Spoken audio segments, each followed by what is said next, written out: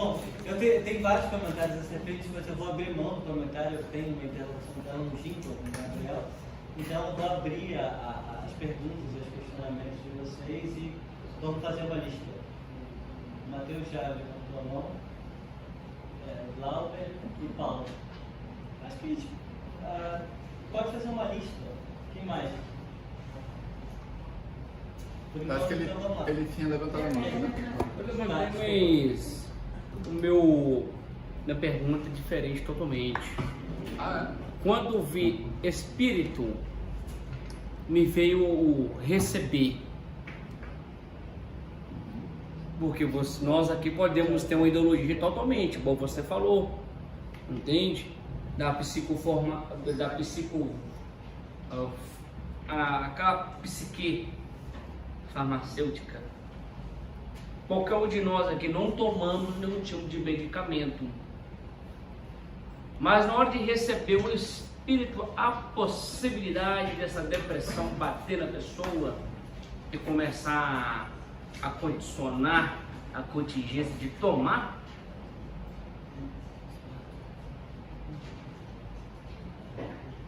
e com isso esses debates socioeconômicos, políticas, vem esse ataque às pessoas? Tá, obrigado. Então, deixa eu fazer o bloco. Como você chama? Eu? Sansão. Bom, em primeiro lugar, obrigado, Gabriel. Foi muito interessante, de fato, a palestra, muito mesmo. E uma coisa que eu queria falar é que é muito didático para falar um tema tão complexo, assim, que torna, sem muitos recursos técnicos, assim, a palestra está falando muito claro. Eu achei isso sensacional, porque eu tinha que te elogiar nesse sentido. Eu tenho uma pergunta e um comentário, na verdade, vou tentar essa mais breve possível. Primeiro, o Sabato também é pensado como um espaço de formação dos nossos alunos do PPG de Sociologia Política. E nesse sentido, eu queria te perguntar, e eu queria que tu falasse um pouco sobre o teu percurso metodológico da pesquisa, né? Até para que os alunos entendam um pouco sobre como que tu chegou nesses resultados, né? Quais são os dados que tu utilizaste, enfim, quais técnicas de produção de dados, de análise de dados. Então, falar um pouco sobre o teu percurso metodológico, até para que os alunos também possam conectar um pouco com o que eles estão fazendo na dissertação deles. Outra coisa que eu vou tentar contar rapidinho nessa história, principalmente naquele momento que tu estava falando da necessidade de gerenciar uma diversidade de demandas, assim, eu fiquei me lembrando muito dos meus alunos do ensino médio. Eu dava aula numa escola que era o SESI, que tinha muito.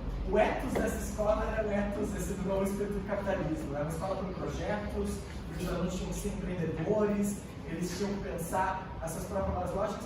E eu via que isso causava um sofrimento psicológico muito grande nesses alunos, certo? Porque eles tinham exatamente isso, eles tinham que ser autênticos e inovadores, mas ao mesmo tempo eles também tinham que ser disciplinados, tá certo? Porque aquela velha escola disciplinar, ela não desaparece completamente. Então, eram demandas contraditórias que aqueles alunos tinham que, de alguma forma, gerenciar, e que isso de fato causava sofrimento psicológico. Isso de fato eu tinha um número enorme de alunos medicalizados e assim por diante.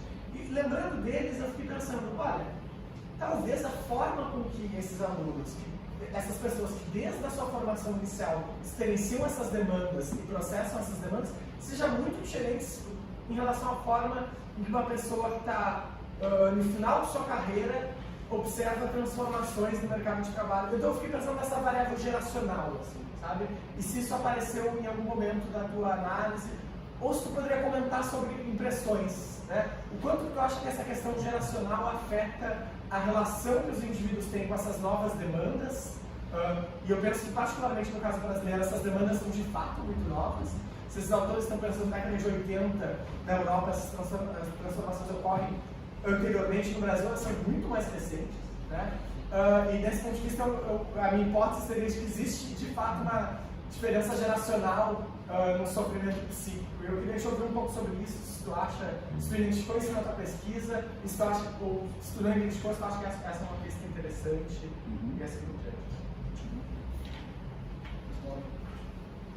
Bem, Gabriel, eu acho que a exposição de fato foi bastante lúcida, bastante inteligível, parabenizo também o Matheus por isso. Acho que foi bastante elucidativo, um tema que de fato, né, que tem uma alçada um tanto quanto no dito senso comum, né, tem uma entrada forte nesse imaginário contemporâneo e você conseguiu elevar, vamos dizer assim, o nível acadêmico com uma percepção bem clara desses fenômenos, etc. Então, em primeiro lugar, a minha saudação em relação à tua exposição, para mim foi bastante rigorosa e exemplar. Assim, quando você estava falando basicamente sobre as conceituações sobre modernidade, etc., e eu me interesso bastante sobre essa temática teórica dentro de uma psicologia histórica, da cultura, um pouco nesse âmbito, eu lembrei bastante de Elias, né? Então, quando você falou um pouco de desconexão espaço-temporal, estou pensando em que medida, primeiro ponto, a gente pode pensar na noção de configuração eliasiana, né? Que me parece que essa desconexão é sobretudo no âmbito espaço-temporal, talvez mais no espaço, nessa dimensão mais temporal do que espacial, que medida diversas, distintas e complexas, paradoxais concepções sobre o tempo operam nessa configuração de uma nova subjetividade contemporânea, etc. Ou seja, estou pensando nesse conceito de configuração e de psicogênese, né? Eu acho que o conceito de psicogênese, ou seja, em que medida essas reações psíquicas, psicossociais são produzidas por essa nova temporalidade histórica e afetam, vamos dizer assim, essas formações de novas subjetividades. Esse é o primeiro ponto, ou seja, em medida que eles nos ajudam a pensar essa problemática da experiência depressiva, né? Então, se você começa com Mills, né? Sobre a história do Mills, eu achei interessante pensar a direção de experiência e processos sociais a partir de Elias, foi um site que ele deu. Essa dimensão institucional que você colocou, Matheus, da experiência escolar lá, acho que ajuda a gente a pensar um pouco os limites dessa própria modernidade tardia, porque recorrentemente o jogo combinativo entre teoria e empírica que se vive nessa experiência é um jogo que tenta sempre integrar, ajustar, né? Moldar essa nova subjetividade com padrões que me parecem muito modernos na sua essência, né? No sentido mais lato do que seria a dimensão mais moderna no seu nível institucional. Pensando escola, estou pensando trabalho, estou pensando economia do dinheiro, enfim. Então, em que medida as respostas institucionais, inclusive no âmbito de um tratamento de uma possível política para a depressão, você falou um pouco nesse fecho, são respostas modernas a dilemas que são pós-modernos ou tardios dentro dessa modernidade. Ou seja, talvez estudar essa experiência depressiva seja mesmo expor esses paradoxos teóricos e experienciais da vida moderna. Então, esses dois pontos. Primeiro, o limite, o alcance do limite para perceber a experiência depressiva e em que medida a experiência depressiva pode ajudar a gente a compreender os limites da modernidade.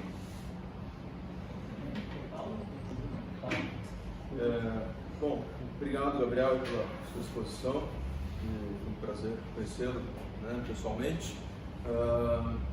Bom, minha pergunta é mais para entender o seu recorte. Obviamente, em toda pesquisa, a gente tem que, né, fazer um recorte, porque não conseguimos abarcar tudo que o tema propiciaria. Mas, ao ter contato com a sua pesquisa, me surgiram algumas outras possibilidades dentro desse tema que eu gostaria de saber o porquê da sua opção por este, não por aquele, né? Então, por exemplo, me veio em mente outros aspectos socioculturais que podemos entender como psicopatologizantes, e alguns textos, algumas contribuições que me parecem relevantes. A Sueli Runick, por exemplo, ela tem um texto muito interessante, Toxicômanos da Identidade, né? Onde ela destaca esse mesmo fenômeno que você coloca, mas ela atribui um problema na identidade, né? Ou seja, a partir do momento em que a gente tenta se fechar numa identidade universalizante e globalizada, né, que tem tudo a ver também com esse novo capitalismo, o indivíduo, então, ele tende a recorrer a tóxicos, né, para se suprir exatamente dessa lacuna, né, dessa falta de possibilidade de atender aos requisitos aí de uma identidade. Mas aí o principal para ela é discutir essa identidade, né? Outro ponto também que me trouxe à luz, né, a sua fala, é o que o movimento feminista e a sociologia feminista vem muito, desde a Beauvoir, trazendo bastante em discussão a relação entre o patriarcado e o capitalismo, né? E o quanto esse patriarcado que faz com que homens se sintam sempre no direito de exercer, né, de desfrutar do seu desejo sexual a despeito do desejo de outros ou outras, né, produz uma série de abusos sexuais de menores, que a gente sabe que na fase adulta, né, isso produz uma série também de psicopatologias e de depressões, as mais diversas, né, e que, bom, entendo que isso também podemos, tanto patriarcado como capitalismo, né, alocá-los como aspectos socioculturais, né, psicopatologizantes, e que também tem tudo a ver com uma modernidade tardia, né. E por último, mais uma provocação, né, que você mencionou do Foucault, dos pós-Foucaultianos, não seria essa falta de capacidade do indivíduo moderno de se adaptar a essas exigências do mercado, talvez uma limitação das instituições disciplinares em subjetivar os indivíduos adequadamente, né? O Foucault mesmo reconheceu que as instituições disciplinares estariam a ser superadas, né, por uma sociedade de controle e que a produtividade e a vigilância de todos por todos o tempo todo, né, seria exatamente uma superação desses espaços de confinamento. Não sei, aí, mais uma provocação, né? Não seria aí uma possibilidade de a gente explicar exatamente dessa falência das instituições disciplinares, explicar um pouco desse processo do sujeito, né, não estar apto, suficientemente apto, né, para essas demandas modernas. Isso aí. Eu me chamo Ramiro, fui aluno aqui do programa e eu pesquisei o sofrimento também dentro do sistema prisional, né? Então eu queria primeiro parabenizar, acho que foi bem interessante a tua fala, assim, para a minha pesquisa bem interessante que você traz. E mais um pouco mais curiosidade, assim, mais na linha que o Matheus trouxe, que eu acho que é interessante. Você traz bastante autores da perspectiva teórica, mas queria saber um pouquinho da tua pesquisa de campo, assim, da parte metodológica, para poder pensar como é que eu poderia pensar essa questão do sofrimento dentro do sistema prisional, né? Que eu fiz essa análise, mas dentro do curto período do mestrado, né, eu não tive tempo de fazer o campo, né? Então, é uma curiosidade para a construção de um projeto de doutorado. Então, como é que eu teria esse debate dentro do sistema prisional? Mais uma curiosidade. Assim. Tá. Deixa eu só agora responder, depois a gente abre uma segunda rodada. Eu falei com o Paulo, eu precisava muito rapidamente para trocar a maquiagem, e eu logo fazer. É rápido. Então, vou começar. Pausa para a maquiagem.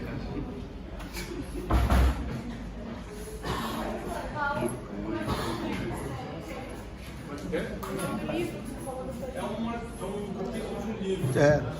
Toxicômanos da identidade. Posso mudar, se quiser.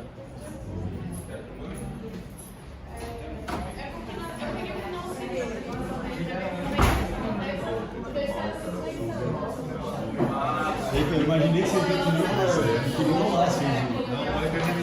Que a gente vocês deram a frase durante a câmera. Pô, me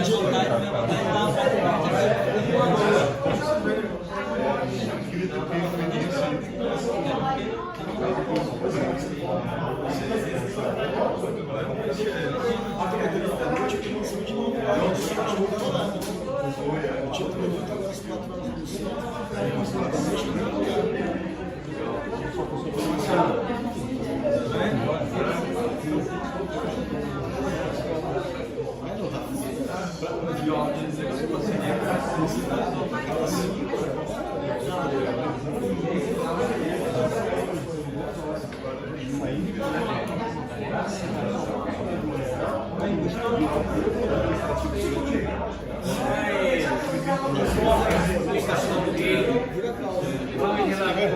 Até bate umas fotos ali, não é? Eu lembrei de um livro que eu ele relata aquele sentimento bacana da poesia espiritual. Aí eu escrevi algo aqui. Oi? Poder passar ele, se Mas eu já posso levo. passar ele. Quando chama um pouquinho, você vai me chamando, segue o carro.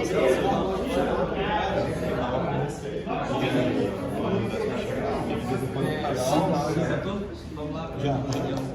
Você tá funcionando, tá gravando. Tá. Eu deixei direto positivo. Já deixei direto. Vou passar na frente. Depois desse papo aqui, Então, gente, voltamos aí a... Certo. Pouquíssimas perguntas. É. Uma coisa super simples. Eu não sei se vai parecer o velho ritual acadêmico de rasgação de seda mútua, mas é claro que eu fiquei felicíssimo pelos comentários e intervenções. Eu acho que eles são tão ricos que eles mereceriam uma resposta mais longamente meditada. Como não tem como eu pedir vista, como se faz no Supremo Tribunal Federal, e voltar daqui a 24 horas com respostas maravilhosas, eu vou tentar improvisar. Eu acho que primeiro em relação à questão do Sansão, se eu tiver entendido bem, a referência ao espírito é um jogo de palavras com essa noção do Boltanski e da Chapelot, do novo espírito do capitalismo, e ali a ideia de espírito aparece como a justificação ideológica, né? Como um certo sistema econômico se legitima para os indivíduos que dele fazem parte, quais são, para usar a linguagem técnica deles, né? As gramáticas de autojustificação ideológica do capitalismo. E trazer isso para pensar a depressão era justamente um movimento pelo qual eu tento historicizar e sociologizar o tema da pandemia atual de depressão.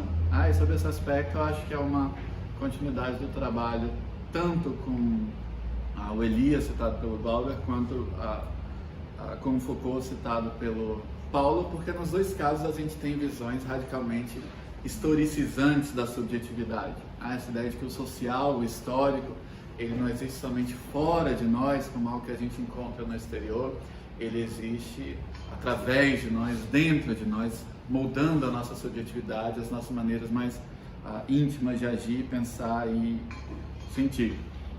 E acho que toda a questão da legitimidade da sociologia para discutir a depressão, esse fenômeno caracterizado por uma categoria clínica, tem a ver com isso. Questionar uma visão demasiado individualizante do fenômeno e tentar pensar em que medida certas condições sociais da vida contemporânea acabam produzindo essas espécies de sofrimento psíquico que a gente chama de depressão. Por isso, a partir dessa ideia de um novo espírito da depressão, eu lutei com outros títulos. Eu pensei em dar o nome da palestra de O Colapso do Empreendedor ou Mal-Estar na Individualização. Mas o novo espírito da depressão, pelo menos, faz a conexão com esse trabalho do Luc Boltanski e da Yves Chapelot. Pois bem, eu acho que eu vou seguir a ordem, embora eu tenha visto alguma sobreposição, por exemplo, nas questões do Matheus e do Ramiro, mas eu vou tentar ir ponto por ponto. Talvez seja preferível repetir determinadas ideias do que esquecê-las. Eu acho que, bom, primeiramente, Matheus, esse é um trabalho, digamos, a primeira sistematização de um trabalho em progresso, e sobre esse aspecto eu acho que é um trabalho empiricamente informado, mas ainda não é ancorado numa pesquisa empírica de fôlego, embora ele com toda certeza seja ancorado em uma experiência de pesquisa mais ou menos estruturada ou mais ou menos caótica, que envolve entrevistas em profundidade com pessoas com depressão. Então, essas citações que eu tirei daqui não são, com exceção de algumas em relação, por exemplo, ao vínculo social como barreira contra o suicídio, a maior parte das citações são tiradas de outros trabalhos. E algumas vêm de literatos tratando da própria experiência, até certo ponto, né? Silva Plath escreve um romance, mas tem um elemento autobiográfico ali. Andrew Solomon, que é o autor do Demônio do Meio-Dia, que é um livro em que ele conta a própria experiência com a depressão. Eu acho que são fontes muito ricas de dados, porque justamente são autores capazes de colocar em palavras o que é normalmente uma vivência existencial difusa e dificílima de descrever, e uma vez mais, não à toa, as pessoas só conseguem transmitir algo daquilo que experimentam pelo recurso a metáforas, como essa da redoma de vidro, ou da bolha, ou da prisão e assim por diante. Agora, isso talvez de fato possa dar uma impressão até certo ponto enganosa no que diz respeito justamente à capacidade de colocar a vivência em palavras. A parte do sofrimento depressivo é essa espécie de condenação de si próprio, ao mutismo. Não só eu estou imerso nesse mundo de pesadelo, como parte desse mundo de pesadelo envolve a incomunicabilidade mesmo. Isso você observa nos depoimentos, tanto em presença quanto nos livros. Parte do depoimento da pessoa em depressão envolve uma confissão da dificuldade de descrever o que ela está prestes a descrever. É quase um senso, então, de que você está tentando comunicar algo que pode ser incomunicável. Então, sobre esse aspecto, é um trabalho em progresso, mas é óbvio que ele é uma espécie de preâmbulo, uma sistematização analítica já empiricamente formada, mas teórica, para uma pesquisa de maior fôlego, de fato, baseada na interação com as pessoas. E certamente, em relação à depressão, acho que encontrar os indivíduos é infinitamente mais fácil do que na minha pesquisa anterior, por exemplo, sobre esquizofrenia. Eu sinto que, no caso da depressão, você entende um pouco essa visão, digamos, do normal e patológico, não em termos de uma cisão qualitativa, mas em termos de um contínuo. Certamente, as vivências que acabei de escrever aqui são vivências com as quais todos nós, ou pelo menos boa parte de nós, nos identificaríamos, teríamos reconhecido também nós próprios, né? Então, sobre esse aspecto, eu acho que é uma questão importante, e você de fato mencionou um ponto importante. Eu tentei fugir um pouquinho dessa categoria polissêmica, terrivelmente escorregadia da felicidade, mas parte desse modelo de subjetividade envolve demandas conflitantes. E eu explorei mais, digamos, o contraste entre esse modelo de subjetividade e a depressão do que seria um conflito interno a esse modelo de subjetividade. Um conflito interno, por exemplo, a diferença entre a felicidade perfectiva e a felicidade hedonista. A felicidade perfectiva significa investimento nas próprias competências, a felicidade que vem pelo sucesso acadêmico e profissional, algo que necessariamente envolve, por exemplo, o controle dos impulsos. Ficar em casa estudando, em vez de sair para tomar cerveja. A felicidade hedonista, sede de experiências excitantes e variadas, por outro lado, algo que toma tempo que poderia estar sendo investido no autoaperfeiçoamento. E todos nós temos de negociar, digamos, essa ética protestante da felicidade perfectiva e a ética romântica da boemia, da felicidade hedonista. E, de novo, eventualmente as pessoas vão reconhecendo os seus limites. Assim, quem está, digamos, na casa dos 30 para os 40 anos deve estar descobrindo esses limites agora, mas eles são descobertos na própria experiência. Por exemplo, a descoberta de que o corpo sofre cada vez mais de ressaca, a descoberta de que uma bebedeira na sexta vai custar o sábado inteiro, e esse tipo de cálculo que as pessoas não faziam quando tinham 21, 22 anos. Enfim, estou falando das outras pessoas, não de mim, obviamente.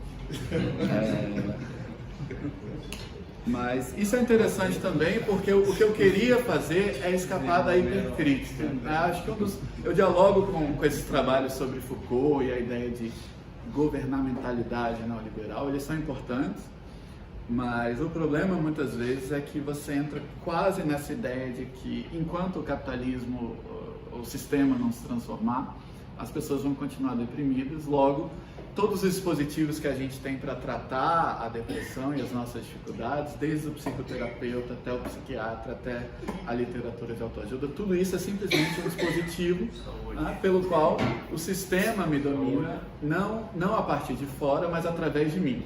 Então, ler um livro de autoajuda é compactuar com esse sistema que me governa com o meu próprio assentimento. E isso tem uma dose de verdade, mas a questão é o que a gente vai fazer com isso.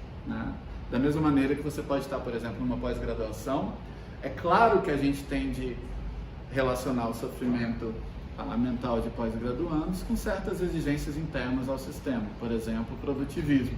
No entanto, se você é um coordenador de pós-graduação, você pode ter uma crítica do produtivismo, mas você vai ser eventualmente obrigado a desligar uma pessoa que não consegue escrever o mestrado. Então, a gente tem de atuar também, embora não sejamos terapeutas, a gente tem de reconhecer também que a gente está lidando não com intelectos puros, a gente está lidando com criaturas de carne, de vísceras, de afetos, e a gente tem de ajudar nesse processo também, Como lidar com o pânico da página em branco, Como lidar com esse senso de que tem um professor orientador olhando pelo seu ombro quando você está escrevendo, Como receber um parecer horrível sem deixar que isso te destrua. Enfim, todo um conjunto de aprendizados práticos mesmo, que podem parecer perigosamente próximos da literatura de autoajuda e do coaching, mas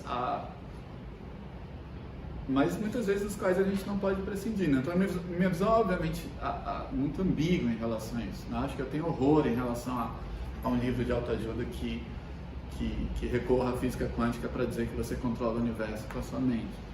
Mas eu certamente não acho que a literatura de autoajuda seja inteiramente um gênero a ser descartado. Eu acho que você tem, na verdade, um universo bibliográfico que não é necessariamente monolítico, ele é heterogêneo, e mesmo que, sei lá, 95% dos livros sejam ruins, isso não significa que o gênero como tal não deva existir. Muitas vezes o mercado editorial brasileiro não ajuda. Por exemplo, há um livro muito bom de um autor chamado Russ Harris, The Happiness Trap, A Armadilha da Felicidade. E o título em português que deram para esse livro foi Liberte-se.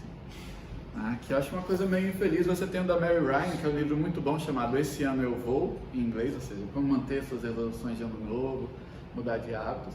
E por algum motivo a edição em português chama-se A Aventura de Viver Seus Sonhos. Que é uma pieguice sem tamanho, que provavelmente vai afugentar leitores se terem alguma coisa a aprender com esses livros. Então, acho que manter uma certa ambiguidade em relação a isso, a perceber o papel ideológico de uma literatura de autoajuda ou de coaching e assim por diante, mas ao mesmo tempo não simplesmente cair nessa hipercrítica, eu acho bastante importante. Quanto à dimensão geracional, de fato, seria o caso de fazer pesquisa. Acho que o que é certo para mim é esse efeito de contraste que eu descrevi, por exemplo, da pessoa em depressão no quarto abrindo o Instagram, abrindo o Facebook, e de um sofrimento que já era intenso, que é tornado mais intenso quando no Instagram está todo mundo esfregando a felicidade deles na sua cara, por assim dizer. E de novo, mesmo que a pessoa tenha uma consciência intelectual do que existe de falso, ninguém é tão feliz quanto aparece no Instagram, isso agrega uma dimensão ao sofrimento, acho não só de inveja, mas possivelmente de ressentimento, e um ressentimento que pode, por sua vez, se manifestar de maneiras extremamente agressivas. Eu acho que o Paulo mencionou a questão do patriarcado. Acho que basta pensar uma certa geração de homens que, como cresceram em condições privilegiadas, esperavam certas recompensas e gratificações no futuro, como a a condição das mulheres melhorou em larga medida, por exemplo, os espaços de competição profissional e acadêmica, esses homens não tiveram essas recompensas e se sentiram, na verdade, profundamente vitimizados por iniciativas que eles vão atribuir ao marxismo cultural, à ideologia de gênero, aos ataques do movimento LGBT, do movimento feminista, à masculinidade e à família cristã e assim por diante. Pense, por exemplo, nas manifestações de violência dos chamados incels. Já ouviram falar? Por exemplo, no Canadá, um cara pegou uma van, subiu na calçada, atropelou 10 pessoas, 8 delas mulheres, e antes disso ele postou no Facebook que aquilo era a revolta dos incels, que são chamados celibatários involuntários, homens que não têm vida sexual e que transmutam essa frustração sexual na forma de agressividade e violência, normalmente violência misógina. Enfim, eu suponho que nem todo incel seja, você poderia pensar, eu não sei se existe um incel grupo de apoio e tal, a Pablo que estuda essas coisas, mas enfim, não quero dizer que necessariamente toda manifestação de frustração se torna esse tipo de violência, mas a gente está lidando com um fenômeno extremo sobre esse aspecto. Para o Glauber, eu acho que a visão eliasiana é muito interessante, porque ele historiciza e sociologiza um certo modelo freudiano da psique, e ele, na verdade, quando ele está discutindo sobre processos civilizadores mais ou menos bem ou mal sucedidos, ele oferece, por assim dizer, dois modelos de loucura, de insanidade, de sofrimento psíquico. Um deles que é muito impulso, muito id, para pouco ego, super ego. Então, por exemplo, no caso da mania, no transtorno bipolar, essa euforia, esse senso de autoconfiança que envolve não reconhecer certos limites que o mundo real nos propõe. Então, digamos, se eu estou no estado da mania, eu tomo 6 cervejas e vou brincar de subir no parapeito da sacada do apartamento onde está tendo uma festa. Uma perda do senso, do princípio de realidade, dos riscos envolvidos nisso. Mas você pode ser também muito superego para pouco id. E, de certa maneira, é uma maneira de tratar do que Freud chamou de melancolia, que é uma espécie de predecessor da depressão. Você, em vez de ter pouco senso de limites, você experimenta o mundo que você está imerso somente como uma fonte de restrições, limites, frustrações ao que você pode fazer. Eu lembro que eu li essa passagem do livro do Elias e isso me pareceu muito rico, porque normalmente a gente tende a trabalhar com um único modelo de loucura e normalmente o modelo mais influente de loucura é esse da loucura dionisíaca, é a erupção dos impulsos arcaicos, ou primitivos, ou selvagens, ou irracionais, quando na verdade você tem formas de insanidade, sofrimento psíquico que envolvem corrosão dos impulsos, E boa parte do que envolve a depressão é isso, a corrosão desse elemento anímico, desse elemento de vontade que faz com que você se projete ativamente no mundo. Em vez disso, o mundo é visto como fonte de limitações e frustrações. Respostas institucionais modernos a dilemas pós-modernos. Eu acho que essa é uma descrição excelente. De certa maneira, eu acho que eu tentei contemplar um pouco isso na resposta para o Matheus, no sentido de que a gente tende a atuar em mais de uma frente. É por isso que eu estou sempre retornando essa ideia de pensar uma política da depressão, pensar a depressão como problema sistêmico, não é simplesmente rejeitar a psicoterapia como forma de conformismo social, não é simplesmente assumir uma postura inflexível em relação à medicação, com toda certeza não. Da mesma maneira que é fundamental ter uma visão ambivalente em relação à psiquiatria. Isso eu encontro o tempo todo na minha pesquisa. Eu me vejo muitas vezes tendo que defender os sociólogos entre os psiquiatras, mas também defender os psiquiatras entre os sociólogos. Porque acho que uma das lições importantes que a ciência social traz para a análise da psiquiatria é essa ideia de que o rótulo psiquiátrico ele não é meramente descritivo, ele produz efeitos no mundo social, inclusive nas pessoas que são classificadas como loucas ou doentes mentais, etc. O rótulo ele tem um papel performativo, para usar essa terminologia da filosofia da linguagem. né? No sentido de, por exemplo, se você é socialmente classificado como louco, ou você é socialmente tratado como louco, isso vai ter certamente toda uma série de efeitos sobre a sua psique. O Goffman tem aquele livro clássico sobre manicômios, em que ele mostra, né, que a conduta do sujeito internado na instituição, que os psiquiatras tomam como signos da sua loucura, na verdade é uma conduta perfeitamente inteligível quando você entende a perspectiva dele próprio colocado lá contra a vontade de uma instituição, né? O problema é, algumas pessoas vão partir do pressuposto de que, bom, a psiquiatria então ela produz os rótulos influenciam as pessoas, né? Existe uma realidade na esquizofrenia ou na depressão que está para além do rótulo? Eu obviamente acredito que existe.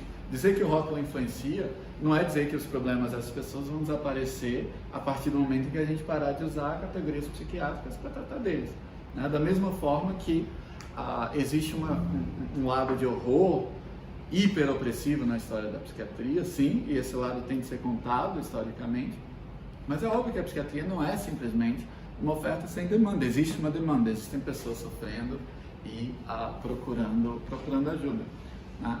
No plano da idealização, as pessoas que fizeram a reforma psiquiátrica no Brasil foram muito inteligentes a esse aspecto, né? No sentido de dizer, fazer uma luta antimanicomial, uma sociedade sem manicômios, não é abandonar essas pessoas à sua própria sorte, né? Não é desmantelar todos os instrumentos de cuidado, de apoio, de atenção psicossocial e assim por diante, né?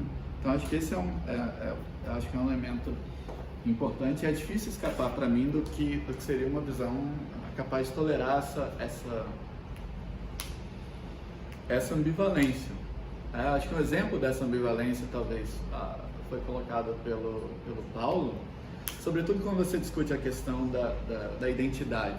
É engraçado, a terminologia psiquiátrica ela vai sugerir que você fale, por exemplo, na pessoa com depressão em vez de na pessoa deprimida, né? Ou na pessoa com esquizofrenia em vez da pessoa esquizofrênica. Qual que é o raciocínio por trás disso?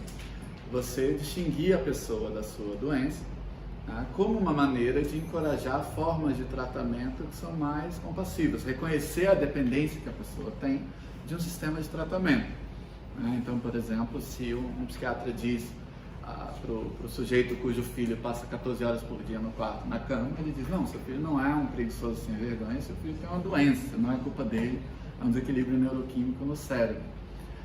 Isso, por si só, pode encorajar uma visão mais compassiva da parte do pai, reconhecer a dependência da pessoa. Qual o problema com isso, né? Quando você trabalha com esse modelo de doença que o Canguilhem chama de ontológico, você supõe que a pessoa é completamente distinta da doença, o psiquiatra, na prática, ele pode decidir interagir só com a doença e não com você, tá claro? E isso acontece nessa dinâmica. O pai reconhece, tudo bem, meu filho é deprimido, por isso que ele dorme tanto. Aí, quando tem uma discussão na mesa, na hora do jantar, o filho fala alguma coisa, imediatamente o pai pode dizer, não é você que está dizendo isso, é a sua doença. Ou você está dizendo isso porque você é isso, aquilo. Então tem um equilíbrio dificílimo de alcançar ali entre autonomia e dependência. Você reconhecer a dependência que o louco tem de apoio e tratamento, sem acabar com a sua autonomia como um sujeito de conduta e fala. E aí você vai dizer, qual que é a solução? A solução é conceitualmente desconfortável. Eu nem acho possível distinguir completamente a pessoa da sua depressão, nem colapsar e dizer que a pessoa é essencialmente deprimida. Acho que existe uma sobreposição parcial, mas essa é uma maneira de descrever que torna mais difícil, né? Eu acho que quando a gente pensa nessa ideia também de um ideal de self, né, que a gente compara o tempo todo com a subjetividade que somos efetivamente, né, eu gostaria de ser mais bonito, eu gostaria de ser mais malhado, eu gostaria de ser mais bem sucedido, etc. E eu estou sempre atrás disso. Esse self é quase sentido como um peso, ou como um fardo que você tem de carregar, né? Não é à toa que Ehrenberg fala em fadiga de ser si, né? A gente fez um evento lá em Recife, que era chamado Cansei de Ser Self, né? Bom, talvez a última coisa que a gente queria fazer é trivializar uma condição das mais sérias, mas às vezes o humor é uma maneira de anestesizar ou serve como analgésico, né? Mas de qualquer forma, é uma carga pesada, tão pesada de carregar, que as pessoas têm de desenvolver maneiras de deixar essa carga de lado de vez em quando. A meditação é uma delas. Tipo, o self, na verdade, é um produto da minha mente. Eu não sou esse self, eu sou a consciência na qual essa ideia circula. Mas, obviamente, as experiências com drogas que envolvem o que o Le Breton chama de desaparecer de si, envolvem isso também. Existe um elemento de alívio. É claro, no limite, se você não consegue se desidentificar com esse self, você pode sentir que essa carga é tão pesada que você mata esse self pelo suicídio e mata si próprio também. Eu acho que quando essas coisas são mencionadas, eu acho que é fundamental lembrar de uma coisa: quase toda situação que pareça sem esperança só parece sem esperança. Não foi o mundo que encolheu, foram suas perspectivas. E nunca houve tanta ajuda disponível. É perfeitamente compreensível e normal ter humores ou pensamentos suicidas. Existe muita ajuda disponível. Começar, por exemplo, com um serviço como o CVV, que é 188, para o qual você pode ligar 24 horas. Isso é importante porque muitas vezes a gente está lidando uma vez mais com uma situação ambivalente. Por um lado, é um tema que tem que ser discutido com a delicadeza máxima. Por outro lado, se você institui um tabu, você você pode estar prejudicando pessoas que não precisavam falar sobre isso sem necessariamente sofrer uma espécie de reprimenda. Então, dá para entender? Não, acho que eu vou parar de falar sobre isso, mas acho que é absolutamente fundamental quando a gente está discutindo essa questão, dizer que há espaço. Só para terminar a do Ramiro, eu acho que, bom, é um trabalho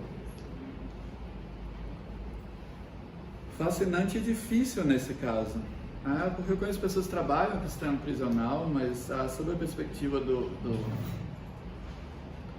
sofrimento psíquico, é interessante porque tem vários alunos lá do programa da UFPE que trabalham com prisões e tem várias pessoas que trabalham com sofrimento psíquico. Eu acho bem possível que alguns dos projetos de pesquisa desenvolvidos lá tenham entrecruzado essas duas coisas. Talvez, por exemplo, uma perspectiva de gênero na análise de prisões para mulheres, etc. Então, acho que o que eu poderia fazer era te colocar em contato com algumas dessas pessoas, mas acho que não tem muita escapatória além de ir para lá e tentar construir entrevistas em profundidade. Acho que o essencial nesse caso é de fato você até se permitir que o próprio material possa falar. Embora eu trabalhe com teoria social, acho que a última coisa que a gente tem que fazer é pegar um referencial teórico e tentar encaixar o material empírico à força. Você sai a campo para aprender com o campo, para ser desafiado nos seus pressupostos. Então, uma certa dose de indutivismo é absolutamente legítima, até necessária. Eu acho que a maior dificuldade que eu tinha no projeto é a questão da exploração do sofrimento de quem está passando essa situação, a experiência do sofrimento. Então, como é que você... No início eu pensei em fazer uma questão de uma reunião de grupo focal, por exemplo, mas será que eu não vou estar explorando mais a questão do sofrimento, do apenado? Então a questão, acho que é um pouco delicada a questão. Eu te pergunto porque... Mas explorar no sentido moral, no sentido o meu projeto é mais uma função uma investigação do que o Fassan chama da ética moral, de uma ética moral do sofrimento. Como é que essas relações se dão, a partir dessa ética, dessa exposição do sofrimento. Uhum. Mas entre quem está vivendo a experiência do cárcere é muito mais... esse fluxo é maior, Agora, para o pesquisador, a dificuldade é como é que eu faria isso dentro do sistema prisional para pesquisar sofrimento sem ter que... Não sei se entendeu. Eu acho que sim. Na verdade, é o tipo de dilema que aparece, por exemplo, quando jornalistas discutem a ética da apresentação do sofrimento alheio. Porque você teria duas posições ideal típicas, são ambas insatisfatórias. A primeira é essa que não reconhece quaisquer limites na exposição do sofrimento alheio, né? Então tratar o sofrimento como objeto pornográfico, por assim dizer. Você está expondo a pessoa numa das situações mais delicadas e vulneráveis da vida humana. Né? Aí entra a ideia, bom, quer dizer que você mostrar o sofrimento, então, na televisão, nos meios de comunicação, é sempre errado? Né? Será que você pode, por exemplo, despertar uma consciência pública para crianças refugiadas na Síria sem mostrar? Então, acho que no fundo a questão é como mostrar. Né? Uma questão ética que vai aparecer ao longo da pesquisa. Né? Ela não vai ser decidida de antemão a priori. É o mesmo tipo de postura, eu acho, envolvida no trabalho com pessoas com esquizofrenia. Né? Porque na esquizofrenia você tem uma mistura gigantesca de lucidez e cegueira, de competência e incompetência, de excesso e déficit. Né? A pessoa com esquizofrenia é tanto mais inteligente do que todo mundo, quanto profundamente incapaz de operar no mundo. E essas coisas se misturam. Né? E a questão é respeitar a ambivalência do seu objeto, nesse caso. Né? Então a questão, eu acho que é legítimo você tratar disso. Eu imagino perfeitamente que várias pessoas têm vontade de falar do sofrimento delas. Esse é um elemento que aparece às vezes nas discussões de Foucault sobre a loucura, e talvez sejam muito problemáticas, porque por vezes, por exemplo, Foucault, ele por um lado ele quer preservar a integridade do discurso do louco, da experiência louca. Isso significa que quando você tenta traduzir o discurso louco para o discurso da normalidade, você já vai operar com todo um conjunto de dispositivos de saber e poder. E Foucault, às vezes, ele parece dizer que a única forma de preservar a integridade do discurso louco é não fazer essa tradução. E qual que é o problema disso? Isso, de certa maneira, reduplica a exclusão do louco, inclusive de loucos que estão desesperadamente querendo se comunicar e querendo que você, de fato, traduza o que eles estão dizendo para a sua linguagem, que você, de fato, possa construir pontes entre normalidade e loucura. E eu imagino que, certamente, ainda mais um sofrimento confinado por definição, como é o sofrimento das pessoas em prisões, certamente tem gente que vai ter todo o interesse em partilhar isso com você. Só. Não, só que eu quero abrir a segunda rodada para as pessoas que quiserem perguntar. Você já escreveu o que mais? Gabriel, eu estou lendo um livro de Piaget. Beleza? Eu achei interessante o novo espírito de depressão, imperativos e autorrealização e seus colapsos. O colapso é bacana. E quando a pessoa em colapso, ela pode entrar em depressão, porque não vai conseguir se prender. Só que tem uma parte do livro que ele falou, a coesão espiritual. A coesão espiritual pode atrapalhar o desenvolvimento criança, a juventude ou adulto, a terceira idade, dentro da parte sociológica, juntamente com o desejo de eros, traumas e a respeito de Foucault. Entende? A área da educação pode gerar um sofrimento de querer assim crescer e não ser você, ser outro. A possibilidade de ter esse colapso nessa modernidade nossa, porque essa modernidade nossa é cheia de conhecimento. Porque a área da sociologia vai lidar com a história religiosa. Pode haver esta entrada deste espírito, desta sociedade democrática, atrapalhar? Obrigado. Bárbara, você não... Então, eu perdi o início, então eu queria entender um pouco por que depressão? Porque assim, a gente entende que essa sociedade, essa lógica colonial, liberal, ela produz sofrimento. Então, assim, por que a depressão, assim, que você escolheu antes de recorte, e assim, isso eu tentando entender, por isso que assim, no finalzinho, né? Mas e a outra, tipo, qual recorte que tu fez, assim, pra parar pra pensar? Porque eu fico pensando assim, em recortes de classe, eu fico pensando em recortes raciais, assim, porque quando eu paro pra pensar em sofrimento na sociedade, eu penso em várias políticas de negligência, assim, que levam o sujeito a, tipo, introjetar algo que, no nível individual, que é estrutural, igual você falou, né? Mas, enfim, eu ainda acho que quando a gente, e essa ideia que eu tô tendo, assim, aqui em cima da hora, quando joga, assim, pra depressão mesmo, é como se voltasse a olhar pra uma lógica individual, né?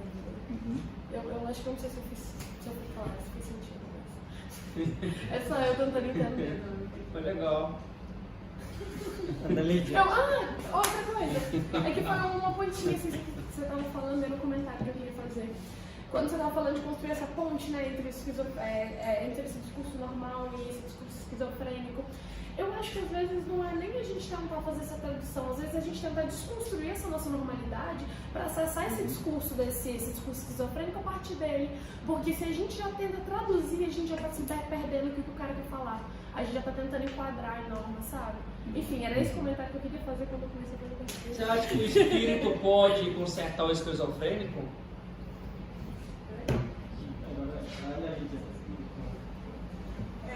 Eu tenho experiências com relação a experiências práticas em minha vida com relação a... Você pode só falar um pouquinho mais alto, até para... tá. Eu tenho experiências práticas na minha vida com relação à depressão. Eu tive um marido depressivo que se suicidou. Tive 2 filhos que teve problemas também.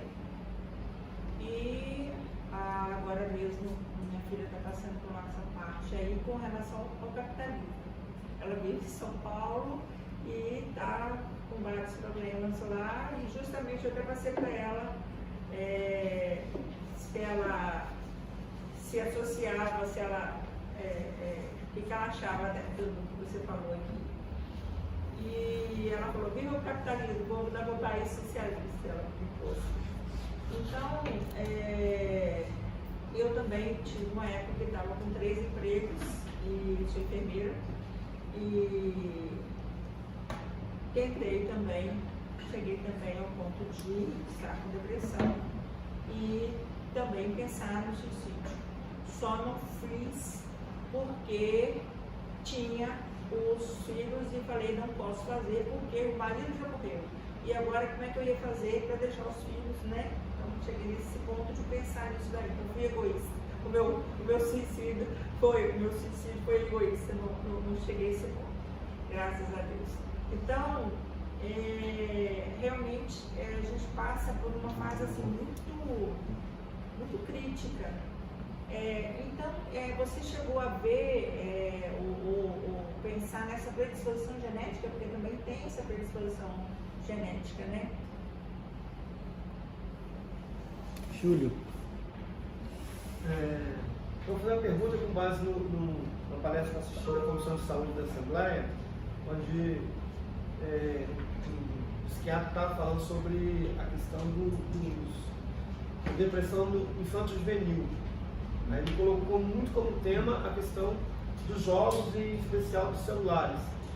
Então, a pergunta é: a tecnologia que propicia novos meios de comunicações, em especial os celulares, smartphone e tal, que conecta virtualmente as pessoas, mas, em certo ponto, leva também ao isolamento, em especial quando a pessoa fica lá horas e horas, sem dar atenção a quem está próximo dela, em jogos e redes sociais, são causas dessa patologia social, da depressão, ou são meros instrumentos que potencializam algo que já vem enraizado antes da sua própria invenção, da própria invenção dessa tecnologia? Então, qual seria? Alguém? Vai lá, Gabriel. Certo. Certamente vai haver um hiato entre a resposta que eu gostaria de dar e a resposta que eu efetivamente vou dar. Começando pelo comentário do Sansão, eu acho que aí a gente entra em reflexões sobre o conceito de felicidade e, sobretudo, reflexões que tentam pensar a ideia de felicidade para além simplesmente de prazer e dor. Entra aí, por exemplo, a dimensão do sentido, a capacidade de atribuir sentido, inteligibilidade, justificação a uma existência, não só apesar do sofrimento que ela provoca, mas também por causa do sofrimento que ela provoca. Um exemplo absolutamente óbvio é de uma mãe ou de um pai que, por exemplo, sofrem noites acordados cuidando dos seus filhos.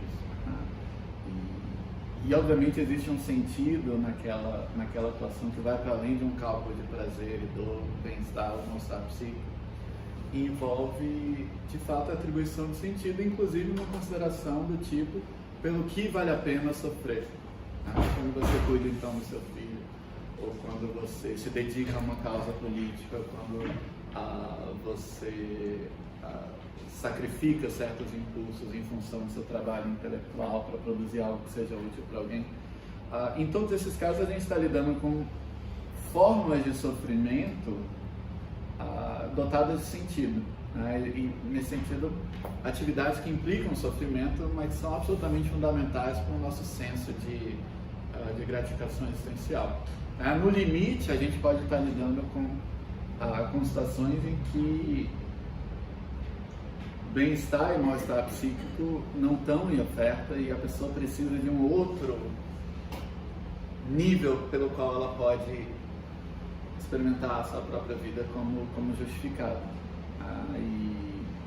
E de novo, não é necessariamente um discurso anti-hedonista, mas certamente, se a gente vai pensar em felicidade, a gente tem de introduzir essa dimensão de um sofrimento construtivo. E eu digo isso porque boa parte da educação, inclusive nas dimensões talvez mais emancipatórias que ela possui,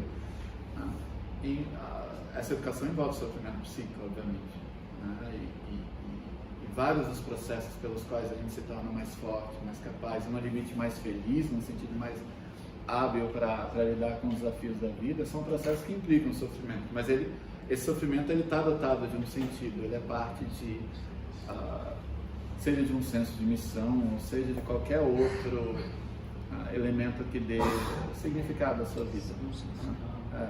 Então, nesse aspecto, eu também trabalharia com uma concepção, digamos, espiritual de felicidade, uma palavra que você gosta muito, espiritual não no sentido necessariamente religioso, mas no sentido de a capacidade de pensar que a minha vida é parte de algo mais amplo, que vale a pena sacrificar alguns dos meus impulsos egoístas, digamos assim, em relação a algo mais amplo. Não necessariamente a figura de um Deus, pode ser, por exemplo, a causa antifascista, no caso do Pablo, ou a sociologia, no caso do Diego.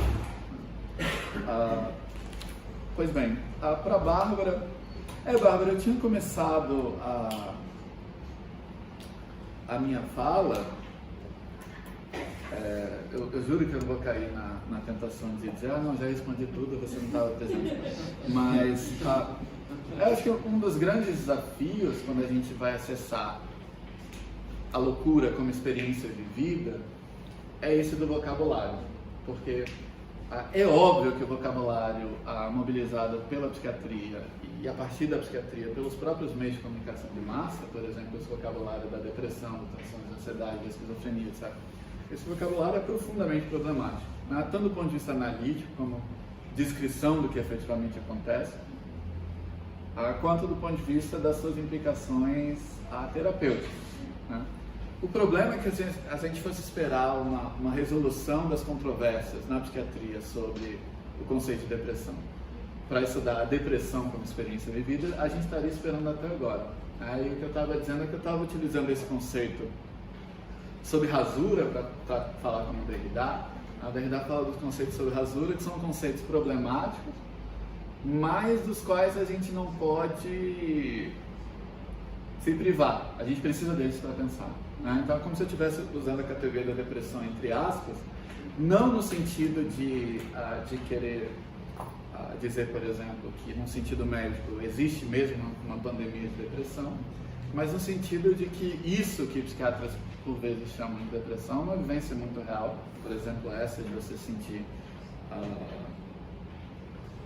profundamente incapaz de responder às demandas do mundo, de você experimentar o seu próprio corpo não como um instrumento prático de ação, mas como uma carga pesada que você não consegue carregar, de você sentir que as experiências que no passado te davam prazeres e alegrias agora são destituídas de sentidos, de você sentir que uma barreira existencial difusa te separa do mundo. Enfim, esse conjunto de experiências é real. E o que eu quis fazer foi trazer uma sensibilidade sociológica para tratar dessas experiências, né? Não no sentido de negar a dimensão íntima, pessoal, individualizada, mas de mostrar que o íntimo, pessoal, individualizado é profundamente atravessado pelo mundo social.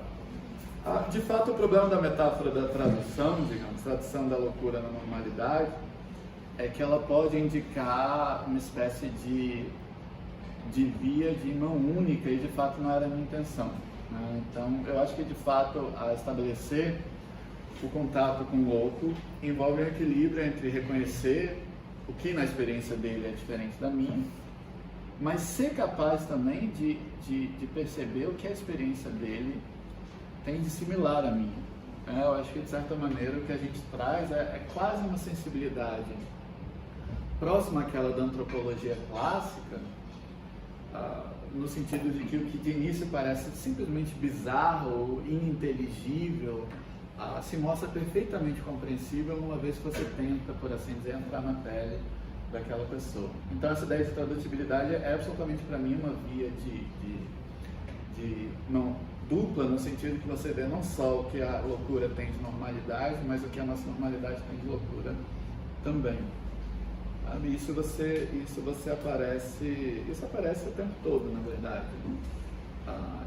E acho que é parte do que a sociologia pode trazer para o estudo da psiquiatria e da relação de psiquiatras com pacientes, né? Tem milhares de exemplos nesse sentido, assim,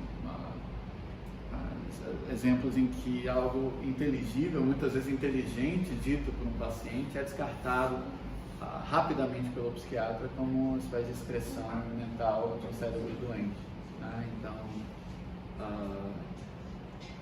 os exemplos da literatura são alguma coisa do tipo: eu seria um bom presidente do Brasil ruim, né? E o psiquiatra acha que o sujeito tem um déficit de pensamento formal porque ele não vê a desconexão entre bom e ruim, quando na verdade ele está fazendo uma piada, né? Entre os presidentes ruins ele seria um bom presidente, né? Isso aparece da mesma maneira naqueles testes de definição de palavras, né? Então a palavra é suicídio, o paciente escreve sem sentido, não tem sentido nenhum. E aí o psiquiatra acha ou que o sujeito não sabe a resposta, ou que o sujeito está se recusando a responder, quando na verdade o sujeito está fazendo um comentário sobre o ato suicídio, né? Um ato tão extremo quanto o suicídio não tem sentido, né? O outro escreve suicídio, saltar para uma conclusão, né? E o psiquiatra descarta isso quando na verdade ele está fazendo uma piada mórbida, insensível, mas certamente uma resposta inteligente, não é simplesmente déficit de pensamento semântico, né? Seria nesse sentido. Seu trabalho, eu acho que ele é bem urgente, sim, bem importante, principalmente no momento que a gente vive de uma lógica de priorização do sujeito, sabe? E de uma falta de um olhar para o sujeito, olhando mais para um diagnóstico, olhando... É isso, acho que é assim, você olhar para o problema, um problema que ele é colocado, um problema que é construído, e assim, eu acho que faltam percepções disso que tu tá trazendo, então, valeu. Legal. Vamos saber. Vamos saber mesmo. Em relação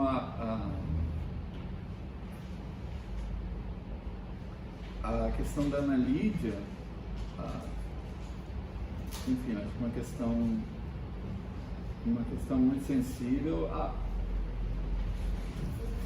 Normalmente,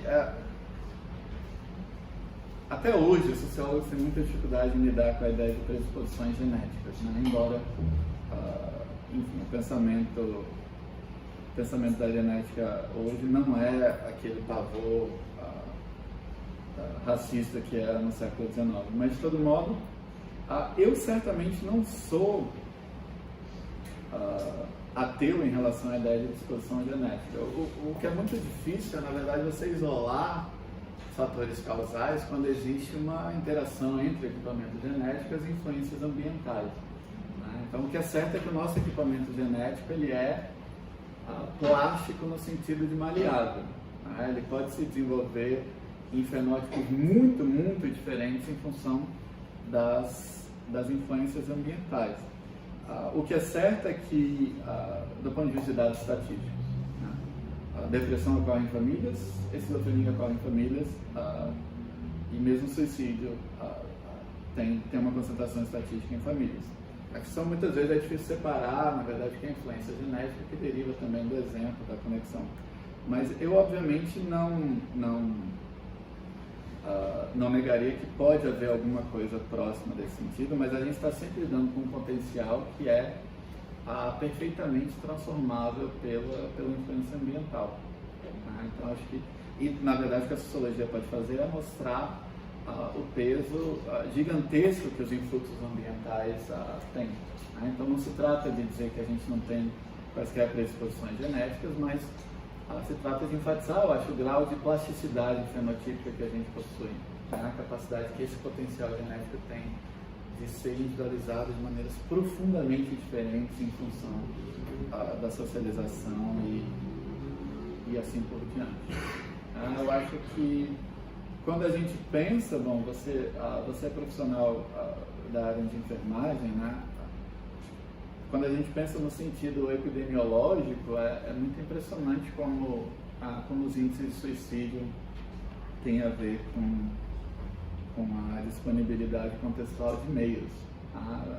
Enfim, tem trabalhos, por exemplo, sobre a Inglaterra. Os índices de suicídio caíram imensamente entre 1964 e 1975, embora tenham aumentado os índices de criminalidade, de divórcio e assim por diante. O que aconteceu? Aí você observa que o que aconteceu é que vários lares ingleses substituíram o gás de carvão pelo gás natural. O gás natural é muito menos tóxico. O gás de carvão era uma maneira de se matar que estava disponível na casa das pessoas, que era indolor, que não desfigurava o corpo, o rosto, etc, etc. E o mero fato desse meio ter saído significou uma queda significativa nos índices de suicídio. Com toda certeza, por exemplo, a ampliação do armamento civil vai lançar os índices de suicídio para cima, né? Porque 90% das tentativas de suicídio com arma de fogo se realizam, né, diferentemente, sei lá, pouco mais de 10% no caso de pessoas que tentam se matar com remédios ou coisas assim.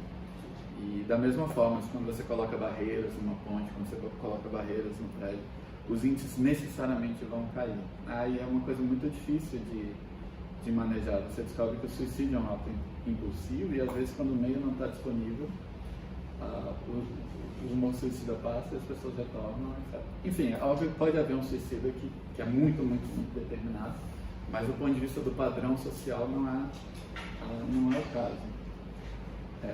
O que é interessante é que, eu acho que isso toca na questão da Bárbara também, eu escapei dessa questão, digamos, das interseccionalidades, não porque não acho importante, mas porque ela é tão importante que eu teria de elaborar uma série de subanálises.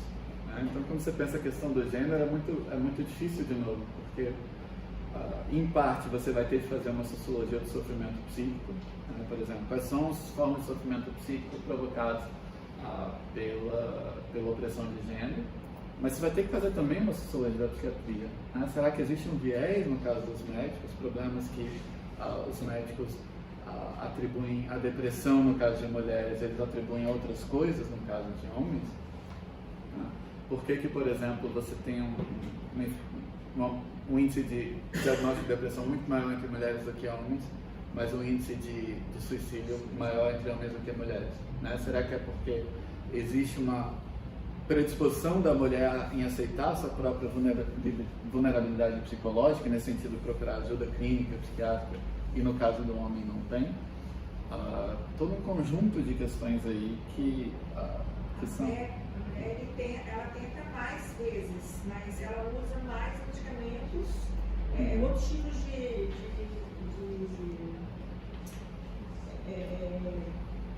não chega à morte.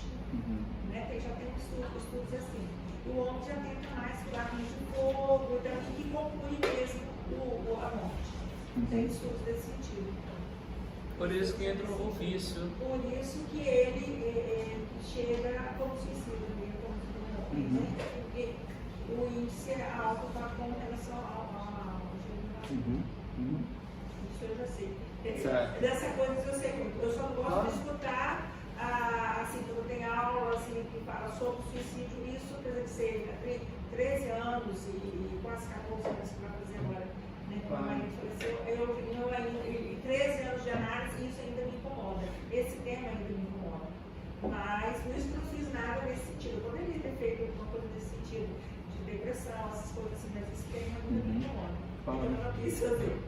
Perfeitamente compreensível. Eu não fico feliz, assim, sabe? Então, Bárbara sabe. A gente já conversou algumas vezes. Mas isso ainda me incomoda. Então, se alguém faz bem, eu não vou comentar. Claro. Não, mas o mero fato de você falar disso aqui é de uma coragem extraordinária, né? É super importante. Né? E o problema todo é a minha ambivalência, porque é um tema delicadíssimo, você não pode deixar de discutir, mas você está sempre com a sensação de que você deveria ter discutido com mais cuidado, com mais delicadeza. Né? Então, acho que a única maneira da gente tratar desse tema é assim. Não pode ser tabu, mas tem que ser discutido com todo cuidado e responsabilidade.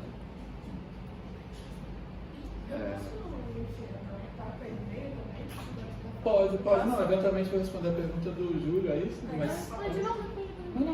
Não, é porque, tipo, eu acho que o seu trabalho a gente já dá e você responde para ela de certo modo, que é de lembrar que existem diversos atravessamentos que estão ali nesse sujeito, sabe? Diversos sofrimentos que pegam este homem, que pegam você enquanto mulher, enquanto mãe, enquanto chefe de família, sabe? Enquanto responsável. Então, assim, para além do genético, é pensar desses diversos atravessamentos que estão implicados ali, que estão implicados, mas ao mesmo tempo que a gente consegue arrumar formas de manejo ali dele, sabe? Então eu acho que se são atravessamentos, são questões sociais, eu acho que a gente também consegue dar uma lidada com eles de outra forma. Não é uma coisa fechada. Quando você pensa em depressão, quando você pensa em qualquer patologia, você não vai pensar em Eureka como fechado, final. Isso aí é o resto, é o que sobra, o que restou, sabe? A gente, enquanto sujeitos, a gente tem essa polaridade de poder fazer algo. Claro, com certeza. Eu acho que por último, para o Júlio, isso é um programa de pesquisa que está em andamento e por hora os resultados são tanto assustadores, né? Acho que eu já mencionei sobre uma geração que cresce com plataformas como o Instagram, o Facebook, esse senso de que a sua vida está o tempo todo na vitrine, ele tem um preço psíquico, né? Uma boa dose de estresse, etc. Basta pensar que houve uma época, por exemplo, que a pessoa podia sofrer bullying no horário da escola, mas quando ela voltava para casa, ela estava pelo menos livre de se estar e de noite. Não é o caso com essas plataformas online, que você pode ser vítima desse tipo de bullying, de assédio absolutamente o tempo todo. Imagino que isso acarrete também um preço psíquico para essas pessoas. E aí entra uma dimensão que é uma dimensão importante, da qual eu não tratei, que é a do vício. Na verdade, você mencionou, e tem um livro do Adam Alter, um jornalista estadunidense, ele começa a entrevistar gigantes da tecnologia, inclusive, creio eu, o Steve Jobs, e o que ele nota é que esses empresários do ramo da tecnologia são profundamente disciplinadores com seus filhos em relação ao uso, por exemplo, de celulares. Né? Ele se pergunta por quê. Né? Eles deveriam ser os principais propagandadores dos próprios produtos. Né? E o que o Walter vai dizer basicamente é que essas plataformas são inteiramente construídas para te deixar viciado. Né? E os princípios da psicologia do vício estão em jogo em plataformas como o Facebook. Né? Então, essa ideia de que a melhor maneira de te deixar viciado é quando a sua satisfação ela não é nem certa, nem nula, ela é intermitente. Tem um senso de imprevisibilidade ali, por exemplo, em relação ao número de curtidas de uma postagem. E esse tipo de cálculo está embutido no algoritmo. E é, no fundo, uma tecnologia feita para te deixar viciado. É óbvio que eu não quero entrar em nenhuma paranoia tecnofóbica aqui, mas é um elemento que a gente tem que levar a sério, porque tem uma expertise de psicologia do vídeo embutida na tecnologia, então a nossa proteção em relação a esse tipo de penetração na nossa psique, ela tem que ser ativa e deliberada também.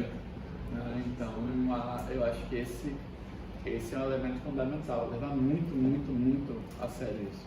Né? Então, por exemplo, você precisa ser capaz de passar de 45 minutos a 1 hora sem checar o seu celular. Vai ser mais difícil se ele estiver aqui do seu lado, vai ser mais fácil se ele estiver no silencioso e no outro quarto, possivelmente debaixo de uma pilha de roupas.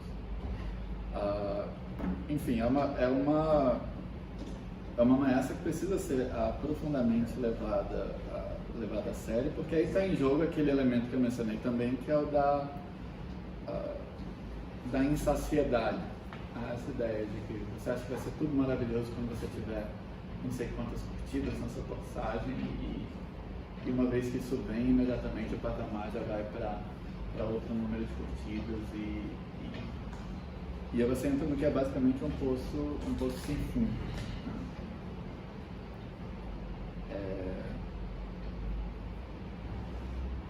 Enfim, a última coisa que eu queria fazer também era soar como vovô distópico, né? Acho que é uma questão de ser levada a sério e, na verdade, a interface com a plataforma ela tem que ser levada a sério. O problema é que essas tendências são avassaladoras, porém tão recentes que você tem uma certa escassez de estudos a respeito. Não é à toa que você tem que recorrer a jornalistas, como é o caso do Alton, que estão tentando pensar o presente nesses termos. Bom, então, tinha que terminar com esse silêncio um pouco mórbido.